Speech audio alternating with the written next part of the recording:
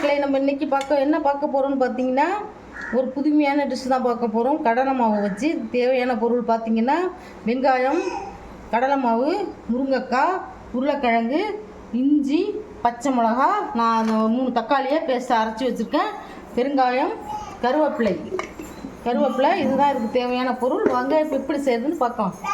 இப்போ பாருங்கள், நான் கடாயை சூட் பண்ணி வச்சுருக்கேன்.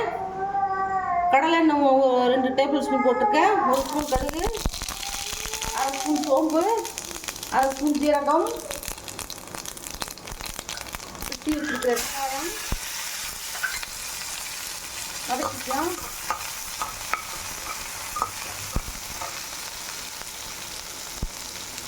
ஒரு பச்சை மிளகா, ஒரு கொத்து கருவேப்பிலை நல்லா வதக்கிக்குவோம்.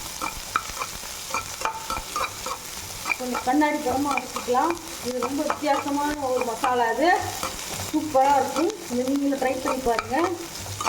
நிறைய காலத்துலலாம் அதிகமாக மிளகாத்தூள் போடாத ஒரு டிஷ் இது.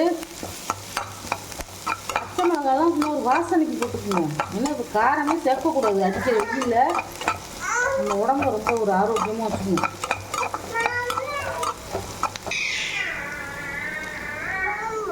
அடுத்தது பாருங்க,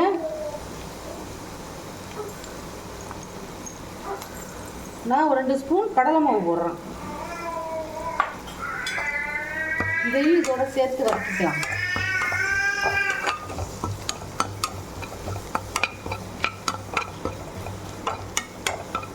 நல்லா வறுத்துக்கணும். கடலை மாவு இதோட எண்ணெயோட சேர்ந்து நல்லா வறுத்துக்கணும்.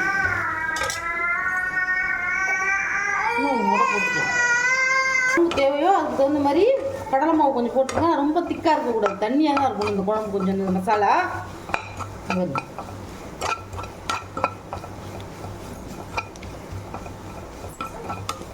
நல்லா வதங்கிடுச்சு பாருங்க. இதோட சேர்ந்து இப்போ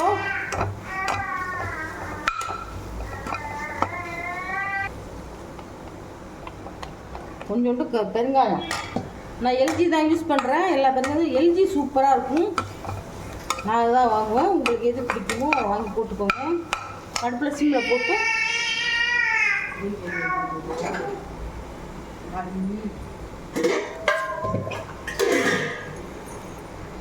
இப்போ பாருங்கள், மாவு நல்லா வறுபட்டுருச்சு. இப்போது தண்ணி, தேவையான தண்ணி ஊற்றிக்கலாம். தேவையான தண்ணி ஊற்றி நல்லா கலக்கிக்கலாம்.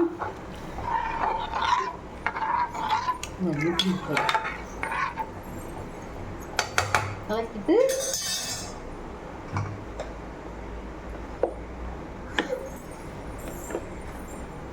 அரை ஸ்பூன் மஞ்சத்தூள்,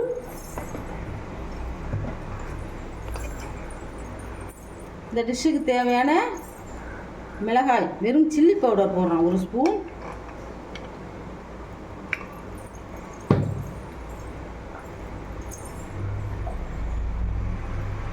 இஞ்சி வதக்கக்கூடாது. இந்த பாருங்க, நைஸாக அது மாதிரி அரிஞ்சு போட்டுருக்கேன். அதுக்கு அடுத்தது தக்காளி. நான் மீடியம் சைஸ் தக்காளி எடுத்து போட்டிருக்கேன். அதை இதில் போட்டுக்கலாம். எவ்வளோ கலர்ஃபுல்லாக இருக்குது, சூப்பராக இருக்குது. இதில் நான் தோல் சீவி உருளைக்கிழங்கு ஒரு 150 கிராம் உருளைக்கிழங்க கட் பண்ணி வச்சுருக்கேன். அதையும் போட்டுக்கலாம். 2 முருங்கைக்காயை தோல் சீவி அரிஞ்சு வச்சுருக்கேன். அதையும் போட்டுக்கலாம்.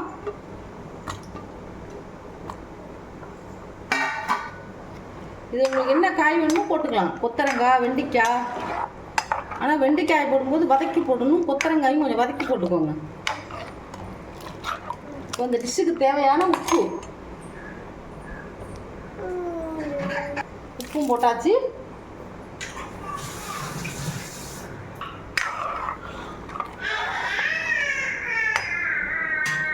இந்த காய் வேகிறதுக்கு ஒரு 7 நிமிஷம் நல்லா கொதிக்கிட்டும், அப்புறம் பார்க்கலாம். கடலை மாவும் முருங்கைக்காய் உருளைக்கிழங்கு மசாலா ரெடி ஆகிட்டு இங்கே பாருங்க, நல்லா உருளைக்கிழங்கு வந்துருச்சு. உருளைக்கிழங்கு வந்துருச்சு. முருங்கைக்காய் வந்துருச்சு பாருங்க. இந்த ஸ்டேஜில்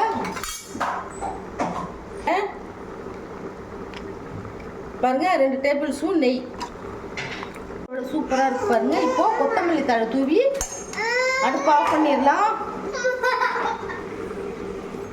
உருளைக்கிழங்கு, கடலை மாவு, முருங்கைக்காய் மசாலா ரெடி ஆகிடுச்சு. கொத்தமல்லி தழை தூவியாச்சு. நான் அடுப்பு ஆஃப் பண்ணிட்டேன். இந்த ரெசிபி ரொம்ப சுவையாகவும் டேஸ்டியாகவும் இருக்கும், காரமாகவும் இருக்காது. இந்த வெய்ய காலத்துக்கு ரொம்ப உடம்புக்கு நல்லது. இந்த ரெசிபி உங்களுக்கு பிடிச்சிருந்ததுன்னா எங்கள் சேனலில் ஷேர் பண்ணுங்கள், லைக் பண்ணுங்கள், சப்ஸ்கிரைப் பண்ணி பாருங்கள்.